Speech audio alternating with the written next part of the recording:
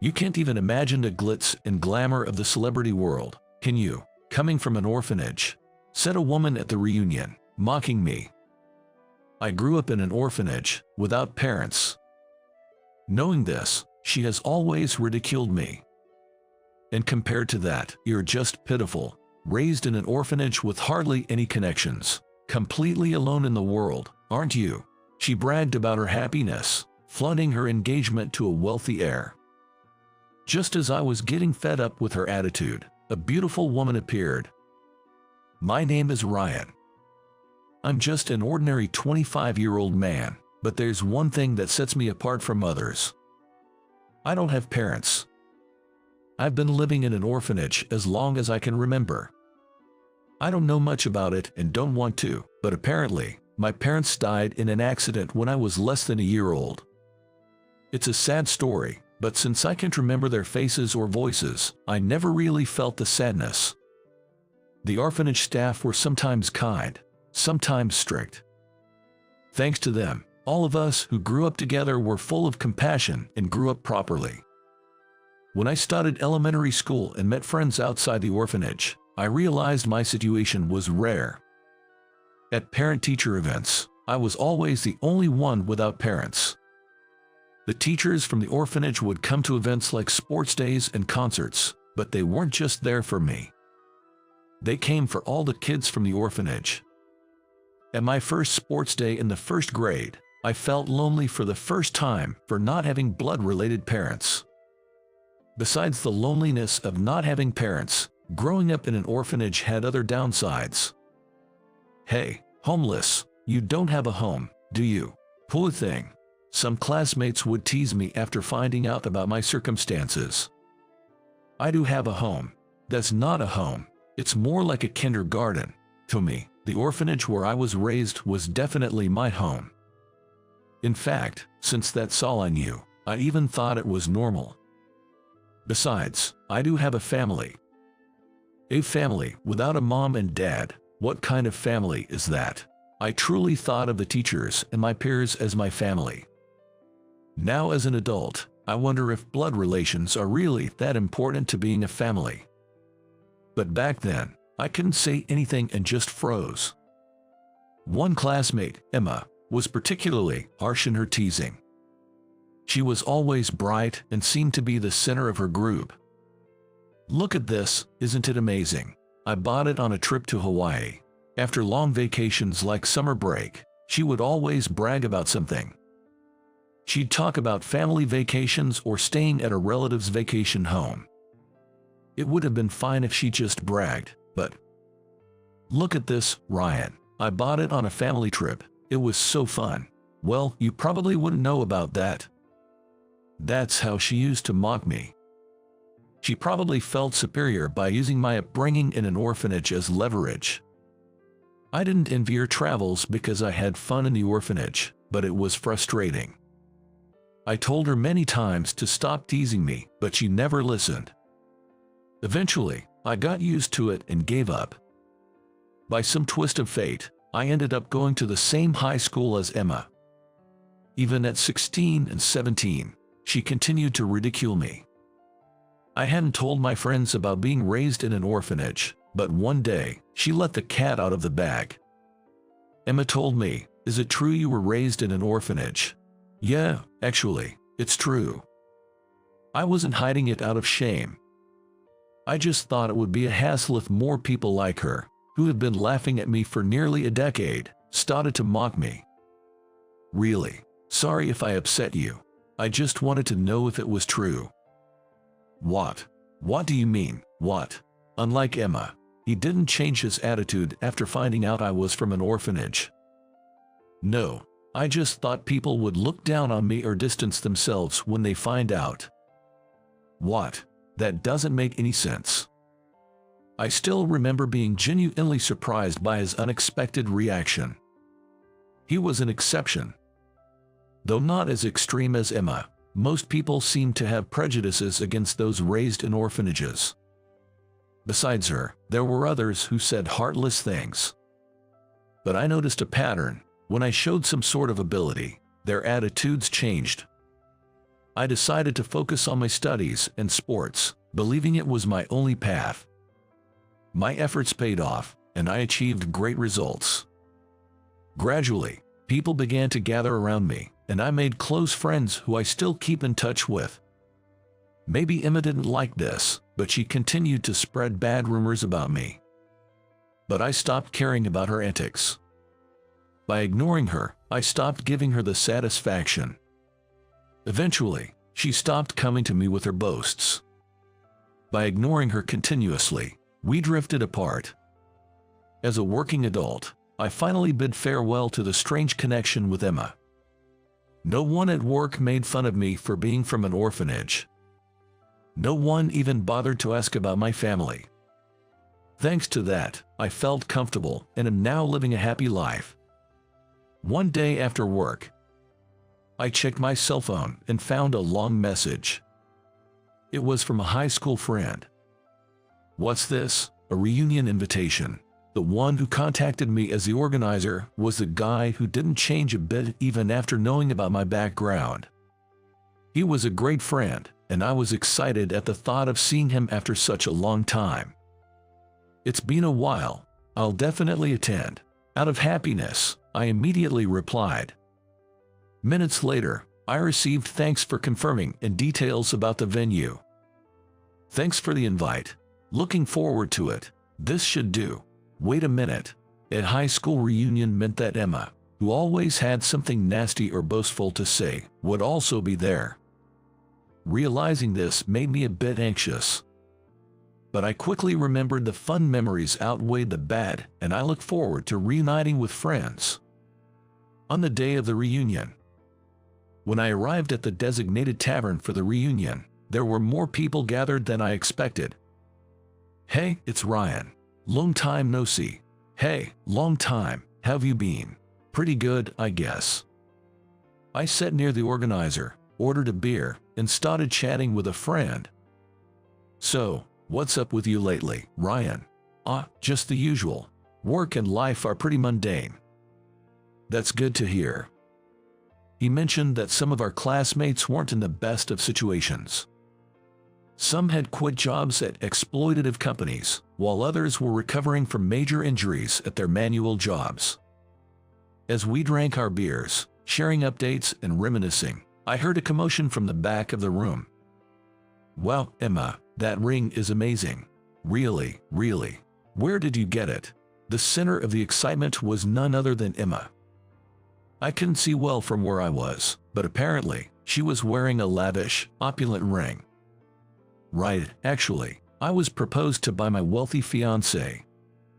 She flaunted her ring to her friends, grinning widely. While the women were getting excited, my close friends nearby mentioned it in a low voice. Man, a wealthy heir, huh? I wonder how much that ring cost. Then, she must have noticed that we were interested in her ring. She made her way over to us, pushing through the crowd with determination. You guys interested too? Look, here it is. Take a good look. She hadn't been asked, but she turned her left hand towards us. The gemstone was dazzling in the light. I can go into details because it's his work, but then she began boasting about her boyfriend. He apparently makes $1 million a year and drives a luxury car. He even seems to own a vacation home. He used to be a model and was incredibly kind and handsome.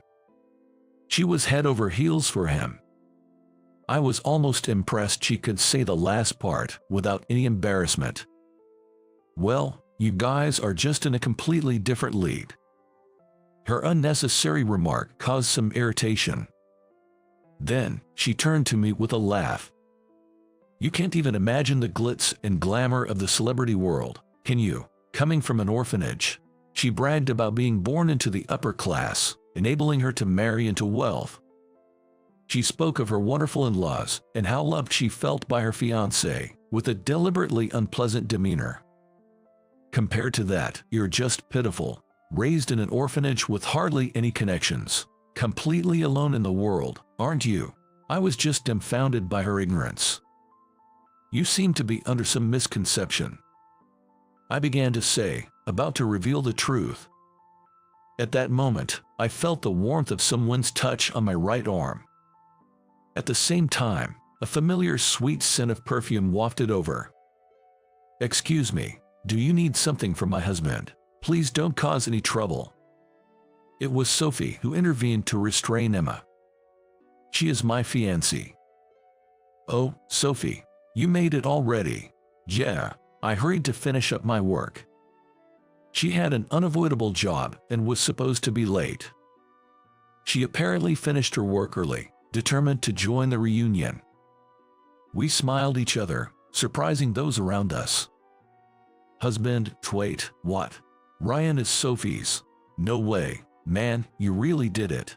That's how our close friends reacted loudly. Seeing their response, Sophie clung to me even tighter. Why would someone like you?" Sophie was smiling, while Emma had a face like she had just stepped on a bitter bug. It was a dramatic change from the proud demeanor she had just moments ago. Sophie had been famous for her beauty since high school.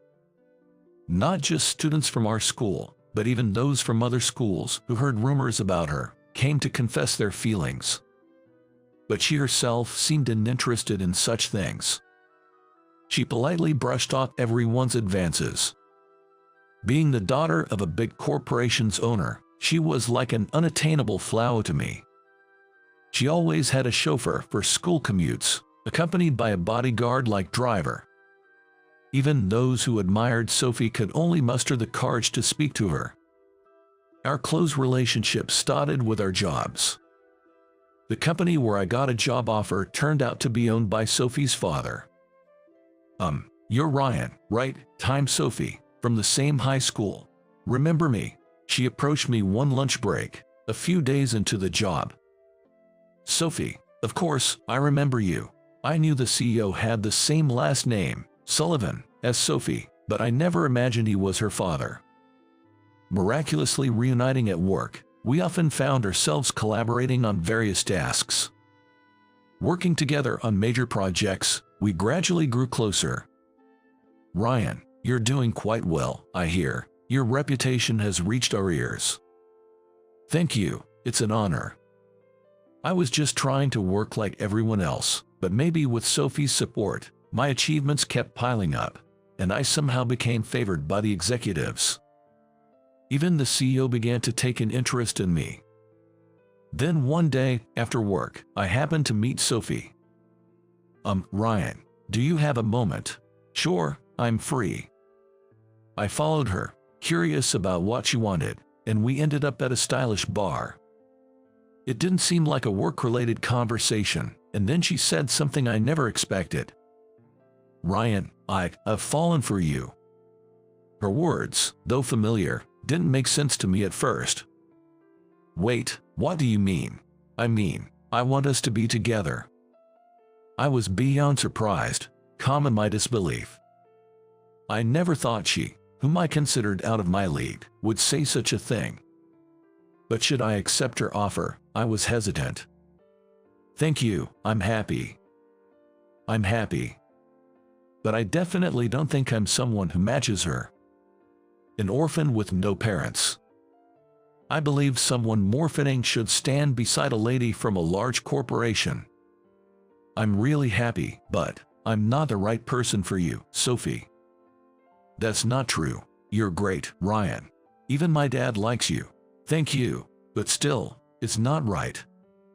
My feelings of inferiority, stemming from being raised in an orphanage, prevented me from accepting her affection. From that day, there was an awkwardness between Sophie and me, or so I thought, until one day. "Ryan, how about dinner tonight?" And then, on another day, "Ryan, do you want to watch a movie together on our next day off?" And then, yet another day. "Ryan, I got us tickets to the theme park." She persistently stuck to it, almost to the point of being pushy. Her earnestness touched my heart, and I finally shook off my inferiority complex to start dating her. Before we knew it, things progressed rapidly, and recently, we got engaged. Now, we're preparing for our wedding next month, amidst our work schedules. When Sophie explained how everything unfolded, our friends clapped and celebrated. Meanwhile, Emma looked frustrated, contorting her face in dismay. Ryan isn't alone in the world. I'll make him happy. Besides, the smallest unit of family is a couple. A couple is, after all, two unrelated individuals by blood, right? Sophie questioned, but Emma just clenched her fists and groaned. Then Sophie continued. So, happiness has nothing to do with blood relations. You kept mentioning that it was raised in an orphanage, but what does that matter? It doesn't affect our happiness now, does it? Emma finally reached her limit under Sophie's barrage. She grabbed her belongings and stormed out of the tavern, glaring at us with a demonic expression. Some time after that incident, Sophie and I attended a party we were invited to for work. I was wondering why I, just an employee, needed to be there, but according to Mr. Sullivan, the CEO, you might be the future CEO, so attend and learn. That seemed a bit premature. The man himself was probably somewhere in the venue, networking with people from various companies. Ryan, there's Mr. Bennett. Oh, right, let's go say hello. In the crowd, I spotted the president of Bennett Construction, one of our major clients. Mr. Bennett, it's been a while. Sophie greeted the tall, intimidating Manuel. Miss Sullivan, likewise, it's been a while. He replied with a gentle and soft voice, contrary to his appearance. I had met him a few times for Sophie and was always surprised by the contrast between his looks and demeanor. As we chatted with Mr. Bennett, a voice called out from behind us. Dad, I've finished greeting everyone. The voice seemed directed at Mr. Bennett. That's good, Julian. Networking is important. Use these connections in the future. Commenting on his having a son, I looked at the face of this Julian. I listened to his greeting, thinking he looked vaguely familiar. He seemed to have his own thoughts about me too, as we faced each other again with a strange atmosphere. Nice to meet you, I'm Ryan. Ryan. As I introduced myself, his eyes widened in recognition. Remembering him, I exclaimed, Julian, is that you? Ryan, it is you, isn't it? Julian, you know him?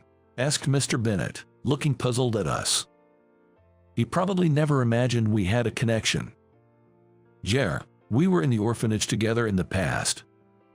Julian replied softly. Upon hearing this, Mr. Bennett smiled warmly, saying, Is that so? Is that so? It seems he holds no prejudice against those who grew up in an orphanage. I've heard from Mr. Sullivan that you're an excellent son-in-law. If he says so much, you must be working hard. I respect that. I was overwhelmed by such unexpected praise. Julian left the orphanage when he was about to enter elementary school. He, like me, didn't know his parents, but fortunately, someone came to take him in. That someone was the then Mr. Bennett. Hey Ryan, let's play tag, albeit. But Julian, you run so fast, I can't escape. Ready, set, go. 1, 2, 3. Julian often invited me, a year younger, to play with him. It felt somewhat forceful, but I enjoyed playing too. Of course, Julian and I have no blood relation. Yet, we always thought of each other as true brothers. I cried when he was adopted. I deeply mourned the loss of my closest family. Nearly 20 years later, I never imagined we would reunite like this. It seems Mr. Bennett adopted Julian because they couldn't have children. He had a physical issue and was concerned about the company's succession. So, he opted for adoption, as he told me. Because of his experience, he doesn't see being raised in an orphanage as something special. There's no blood relation, but I'm grateful for being raised well. Julian said, the room filled with smiles at his words. Mr. Bennett seemed a bit shyly. Julian continued to say, I'll support my parents from now on. Julian aims to be a worthy successor, repaying the kindness of being raised. My brother, who was suddenly separated from me in our childhood, is now living happily like this. Knowing this, I felt as happy as if it were about my own life. Then, a woman appeared. A voice I remembered from a recent unpleasant encounter. "Julian, sorry to keep you waiting." "Wait, why are you two here?" It was Emma, dressed in an overly flashy dress. "It's more like my line. Why are you here?" Sophie stepped between Emma and me. Since the reunion, she seemed wary of Sophie. "What do you mean why? Can't a fiancé attend a party?" Emma sarcastically responded, clinging to Julian's arm as if showing off. So, the wealthy fiancé was Julian. Our strange connection with Emma was almost eerie. As I was thinking this, Julian asked curiously, "Wait, Emma, you know them?" "Yeah. These two are my high school classmates," Emma explained in a manner not fitting her elegant appearance. "Really? That's a surprise. I have a connection with Ryan too. He's like a brother to me. We just reunited today after about 20 years. Hearing Julian's story, Emma frowned. It seemed less like she was angry and more like she couldn't comprehend his words. "Oh, like a brother. But Ryan's just a pitiable orphan, right? Why would you, Julian?" "Well, Emma, that's harsh." Julian, also an orphan, was shocked by her demeaning words. "I told you, I was adopted. Before that, I was in the same orphanage as Ryan." He spoke sadly, and Emma stood there, shaking and dumbfounded. Mr. Bennett, watching sharply, seemed the most critical of Emma's behavior. His stern face, when glaring, was so intimidating that even I, who wasn't the target, felt shudders.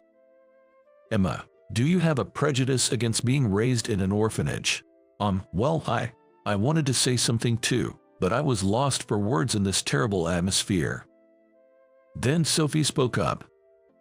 She used to tease him back in high school. Even at the recent reunion, she said terrible things to Ryan. Emma tried to make excuses but cowered under the cold stares from Mr. Bennett and Julian. After a silence, Emma finally spoke, tears in her eyes. "It's not that, it's just..." Her voice was so faint, unlike her usual loud, boastful self. "I was just jealous. Emma's parents were remarried to each other, and she was her father's child from a previous marriage. When she started elementary school, her parents had a son. The parents only doted on my brother. They never showed me any love. She received food, clothing, and school supplies.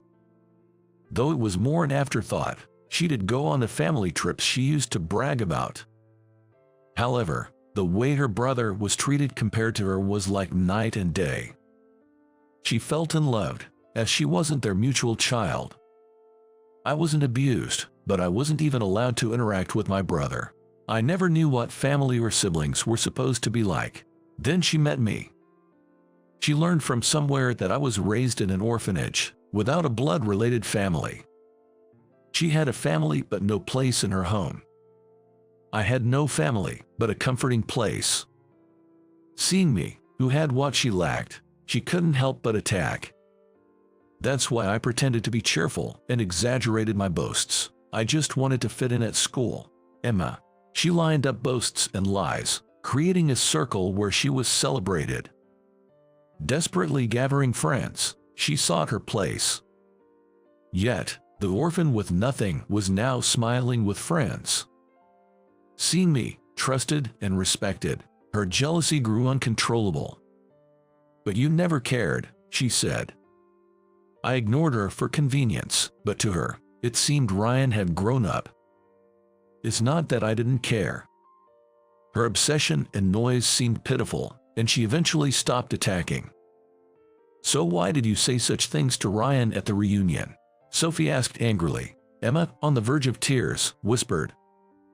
"I got carried away. Julian proposed, I even got a ring, and then I said those things." Her tears smeared her makeup. Ignoring that, she suddenly apologized to me. "I'm sorry. I'm really sorry for everything." Emma. Her apology seemed sincere. Not just words, but truly from her heart. But how could I easily forgive over a decade of harassment with just one apology? Emma, I'm really happy now, being adopted by my father, but being in the orphanage wasn't a misfortune. I had many friends with similar experiences. The orphanage housed children with various backgrounds. We understood and supported each other, living happily. There was some loneliness without parents, but it wasn't solitary or miserable. Right, Ryan? Yay! I smiled a bit at Julian, who had spoken for me, and turned my gaze back to Emma. She apologized to me again, clearly understanding the gravity of the situation. Emma, I'm sorry. I just can't sort out my feelings right now, so I need some time to think about the marriage. She looked a bit surprised at Julian's words, but she didn't make a scene or reject him. I'll call a cab for you, so please go home and think it over, Julian said with a firm demeanor, although it must have been tough for him to say that. He probably did this considering that the disdain for being raised in an orphanage wasn't just towards him. Emma quietly said okay without any fuss and left the scene. Later, Julian informed me that the engagement with Emma was called off. It seems she was the one who proposed ending it. He still doesn't seem to completely dislike her. Indeed, considering Emma's family circumstances, there's room for sympathy. That's what I thought, but Sophie had a different view. I won't sympathize at all. Her family background and her continuous harassment are separate issues.